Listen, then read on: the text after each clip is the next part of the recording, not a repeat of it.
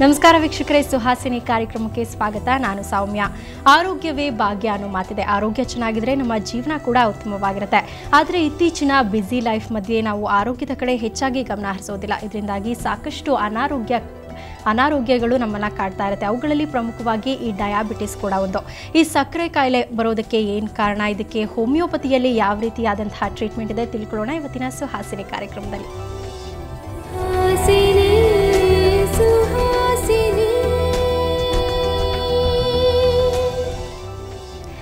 Diabetes ಬಗ್ಗೆ ಮಾತನಾಡೋದಕ್ಕೆ ನಮ್ಮ ಜೊತೆ ಪಾಸಿಟಿವ್ ಹೋಮಿಯೋಪತಿ ಡಾಕ್ಟರ್ ಆದಂತಹ ಅಮರ್ಜಿತ್ ಅವರು ಈಗ ನಮ್ಮ ಜೊತೆ ಇದ್ದಾರೆ. ಡಾಕ್ಟರ್, ಕಾರ್ಯಕ್ರಮಕ್ಕೆ ಸ್ವಾಗತ. ಆರೋಗ್ಯ ಮತ್ತು ಆಹಾರ ಎರಡೂ ಕೂಡ ನಮ್ಮ ಲೈಫಲ್ಲಿ ತುಂಬಾ ಇಂಪಾರ್ಟೆಂಟ್. ಯಾವುದ್ರಲ್ಲೂ ಒಂದರಲ್ಲಿ ಏರುಪೇರಾದರೆ ಕೂಡ ನಮ್ಮ ಇಡೀ ಲೈಫ್ ಹೆಲ್ತ್ ಹಾಳಾಗುತ್ತೆ. ಸೊ ಈ ಡಯಾಬಿಟಿಸ್ಗೆ ಪ್ರಮುಖವಾಗಿ ಏನೆಲ್ಲ ಕಾರಣಗಳು, ಯಾವೆಲ್ಲ ಸಿಂಪ್ಟಮ್ಸ್ ಇದೆ, ಅಂದರೆ ಏನೆಲ್ಲ ಲಕ್ಷಣಗಳಿರುತ್ತೆ ಈ ಒಂದು ಕಾಯಿಲೆ ಬರೋ ಟೈಮಲ್ಲಿ? ಎಸ್, ಡಯಾಬಿಟಿಸ್ ಅಥವಾ ಮಧುಮೇಹ ರೋಗ ಅಥವಾ ಸಕ್ಕರೆ ಕಾಯಿಲೆ ಅಂತ ಕರಿತೀವಿ. So it is one of the Chronicle conditions, ಅಂದರೆ ದೀರ್ಘಕಾಲದಿಂದ ಬರುವ ಬ್ಲಡ್ ಶುಗರ್ ಲೆವೆಲ್ನಲ್ಲಿ ರೈಸ್ ಆಗಿರೋ ಕಂಡೀಷನ್ಸ್ಗೆ, ಸೊ ಆ ಕಂಡೀಷನ್ಗೆ ಡಯಾಬಿಟಿಸ್ ಅಂತ ಕರಿತೀವಿ, ಡಯಾಬಿಟಿಸ್ ಮೆಲೈಟಸ್ ಅಂತ. ಸೊ ಡಯಾಬಿಟಿಸ್ ಮೆಲೈಟಸ್ ನಮ್ಮ ಶರೀರದಲ್ಲಿ ಮೇದೋಜೀರಕ ಗ್ರಂಥಿ, ಆ ಮೇದೋಜೀರಕ ಗ್ರಂಥಿ ಅಂದರೆ ಪ್ಯಾನ್ಕ್ರಿಯಾಸ್ ಅಂತ ಹೇಳ್ತೀವಿ. ಆ ಪ್ಯಾನ್ಕ್ರಿಯಾಸ್ ಗ್ರಂಥಿ ಬೀಟಾ ಸೆಲ್ಸಿಂದ ಇನ್ಸುಲಿನನ್ನು ಸಿಕ್ರೇಟ್ ಮಾಡುತ್ತೆ. ಆ ಇನ್ಸುಲಿನ್ ಸಿಕ್ರೇಟ್ ನಮ್ಮ ಶರೀರದಲ್ಲಿ ಬ್ಲಡ್ ಶುಗರ್ ಲೆವೆಲ್ ಮೇಂಟೈನ್ ಮಾಡುತ್ತೆ. ಸೊ ನಾರ್ಮಲಾಗಿ ಮೆಟಬಲೈಸ್ ಮಾಡುತ್ತೆ ಅಂತ ಹೇಳ್ತೀವಿ. ಸೊ ಆ ಮೆಟಬಲೈಸ್ ಮಾಡುವಾಗ, ಅಂದರೆ ಇವಾಗ ಪ್ಯಾನ್ಕ್ರಿಯಾಸ್ನಲ್ಲಿ ಬೀಟಾ ಸೆಲ್ಸ್ ಏನಾದರೂ ಡ್ಯಾಮೇಜ್ ಆದರೆ ಅಥವಾ ಡಿಕ್ರೀಸ್ ಆದರೆ ಆವಾಗ ಇನ್ಸುಲಿನ್ ಲೆವೆಲ್ಲು ಸಡನ್ನಾಗಿ ರೈಸ್ ಆಗುತ್ತೆ, ಇನ್ ದ ಸೆನ್ಸ್ ಆಬ್ಸೆನ್ಸ್ ಆಗುತ್ತೆ. ಇನ್ಸುಲಿನ್ ಪ್ರೊಡಕ್ಷನ್ ಕಡಿಮೆ ಆದಮೇಲೆ ಬ್ಲಡ್ ಶುಗರ್ ಲೆವೆಲ್ ನಮ್ಮ ಶರೀರದಲ್ಲಿ ರೈಸ್ ಆಗುತ್ತೆ. So it will causes like ಜಾಸ್ತಿ ಬಾಯಾರಿಕೆ ಆಗೋದು. ಇನಿಷಿಯಲ್ ಸಿಂಪ್ಟಮ್ಸ್, ನಾವು ಡಯಾಬಿಟಿಸನ್ನು ಕಂಡುಹಿಡಿಯೋದು ಹೇಗೆ ಅಂತ ಹೇಳ್ತಾ ಇದ್ದೀನಿ. ಸೊ ಅದಂದರೆ ಇನಿಷಿಯಲ್ ಆಗಿ ನೀರಾಡಿಕೆ ಜಾಸ್ತಿ ಆಗೋದು, ಬಾಯಾರಿಕೆ ಜಾಸ್ತಿ ಆಗೋದು, almost all the time. So not only day or night ಅಂತ. ದೆನ್ ಫ್ರೀಕ್ವೆಂಟ್ ಯೂರಿನೇಷನ್ ಜಾಸ್ತಿ ಆಗೋದು, ಮೋಸ್ಟ್ ಆಫ್ ನೈಟ್ ಟೈಮಲ್ಲಿ. ದೆನ್ ಕೈ ಕಾಲು ಪಾದಗಳಲ್ಲಿ ಅಂಗೈಗಳಲ್ಲೆಲ್ಲ ಉರಿತ ಬರುವುದು. ಸೊ ಇದರಲ್ಲದೆ ಇನ್ನು ಬೆವರುವುದು ಜಾಸ್ತಿ, ಮೋಸ್ಟ್ ಆಫ್ ಲೈಕ್ ಸಿಂಪಲ್ ಎಕ್ಸರ್ಷನಲ್ಲಿ ಕೂಡ ಬೆವರುವುದು. ದೆನ್ ಇದಲ್ಲದೆ ಇವಾಗ ಪೀರಿಯಡ್ಸ್ನಲ್ಲಿ ಫೀಮೇಲಲ್ಲಾದರೆ ಪೀರಿಯಡ್ಸ್ ಡಿಸ್ಟರ್ಬೆನ್ಸ್ ಆಗೋದು, ಆಮೇಲೆ ಮೇಲಲ್ಲಾದರೆ ಸೆಕ್ಸುವಲ್ ಎರೆಕ್ಟೈಲ್ ಡಿಸ್ಫಂಕ್ಷನ್ ಬರೋದು. ದೆನ್ ಯಾವುದೇ ಒಂದು ಚಿಕ್ಕ ಗಾಯ ಆದರೂ ಆಗಲಿ, ಸೊ ಆ ಗಾಯ ಬೇಗ ವಾಸಿ ಆಗದೇ ಇರುವಂಥದ್ದು ಇವಾಗ ಡಯಾಬಿಟಿಸನ್ನು ಇಂಡಿಕೇಟ್ ಮಾಡುವುದು ಅಂತ ಸೂಚಿಸ್ತದೆ. ಸೊ ಈ ಥರ ಎಲ್ಲ ಸಿಂಪ್ಟಮ್ಸ್ ಬಂದಾಗ ಇಮಿಡಿಯೇಟಾಗಿ ಬ್ಲಡ್ ಟೆಸ್ಟ್ ಮಾಡೋದರ ಮೂಲಕ ಆಗಲಿ ಅಥವಾ ಡಾಕ್ಟರ್ನ ಕನ್ಸಲ್ಟ್ ಮಾಡೋದರ ಮೂಲಕ ಆಗಲಿ ನಾವು ಡಯಾಬಿಟಿಸನ್ನು ಕನ್ಫರ್ಮ್ ಮಾಡ್ಕೊಳ್ಬೋದು. So these are the some introduction about diabetes ಅಂತ ಹೇಳ್ಬೋದು. ಹೇಗೆ ಬರುತ್ತೆ ಅಂತ ಈ ಕಾಯಿಲೆ? ಎಸ್, ಇದನ್ನು ಬರೋದಕ್ಕೆ many reasons, but exact cause still not yet known ಅಂತ. ಸೊ ಯಾರಿಗೂ ಗೊತ್ತಿರೋದಾಗಿದೆ. So but some factors are there. So ಈ ಕಾರಣದಿಂದ ಬರಬಹುದು ಅಂತ ಹೇಳ್ಬೋದು.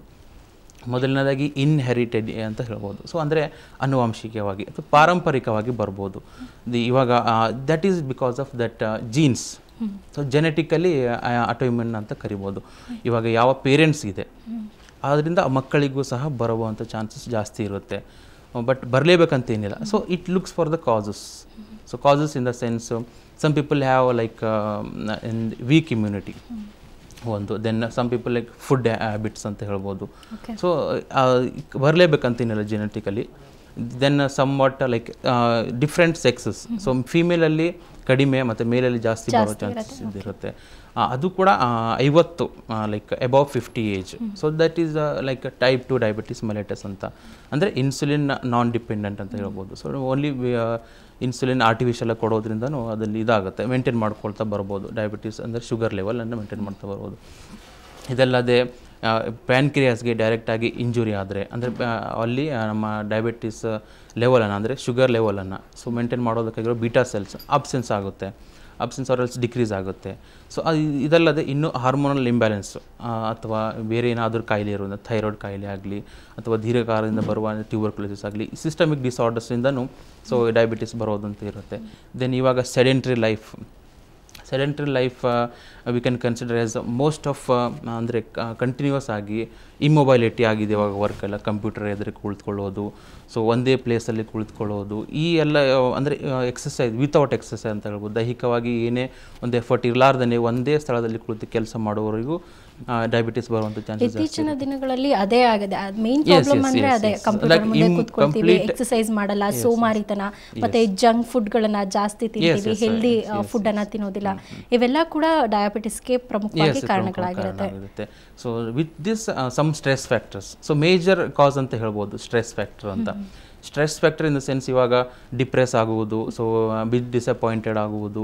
ಸೊ ಇದರಿಂದ ಈ ಚಿಂತೆಯನ್ನು ನಮ್ಮ ಇಂಟರ್ನಲ್ಲಿ ಇನ್ನಿರೋ ಮ್ಯಾನಿಫೆಸ್ಟೇಷನನ್ನು ಹೊರಗಡೆ ಹಾಕುತ್ತೆ. ಸೊ ಆವಾಗ ಹಾರ್ಮೋನಲ್ ಇಂಬ್ಯಾಲೆನ್ಸ್ ಮೋಸ್ಟ್ ಫ್ರೀಕ್ವೆಂಟಾಗಿ ಆಗ್ಬೋದು. ಸೊ ಆ ಹಾರ್ಮೋನಲ್ ಇಂಬ್ಯಾಲೆನ್ಸ್ ಆಗೋದ್ರಿಂದ ನಮ್ಮ ಪ್ಯಾನ್ಕ್ರಿಯಾಸ್ ಮೇಲೆ ಎಫೆಕ್ಟ್ ಆಗೋದು ಅಥವಾ ಥೈರಾಯ್ಡ್ ಮೇಲೆ ಎಫೆಕ್ಟ್ ಆಗೋದು. ಸೊ ಥೈರಾಯ್ಡ್ ಡಿಸಾರ್ಡರ್ಸ್ ಬರುತ್ತೆ. ಮೋಸ್ಟ್ ಆಫ್ ಪ್ಯಾನ್ಕ್ರಿಯಾಸ್ ಮೇಲೆ ಅಂದರೆ ಆ್ಯಕ್ಟ್ ಮಾಡಿ ಡಯಾಬಿಟಿಸ್ ಬರೋ ಚಾನ್ಸಸ್ ಜಾಸ್ತಿ. ಇದಲ್ಲದೆ ಬೇರೆ ಡ್ರಗ್ ಇಂಡ್ಯೂಸ್ ಕೂಡ ಹೇಳ್ಬೋದು. Then some people got like habits, smoking ಆಗಲಿ, ಆಲ್ಕೋಹಾಲ್ ಆಗಲಿ. ಸೊ ಮತ್ತು ಲಿವರ್ ಎಫೆಕ್ಷನಿಂದ ಡಯಾಬಿಟಿಸ್ ಮೇಲೂ ಎಫೆಕ್ಟ್ ಮಾಡುತ್ತೆ.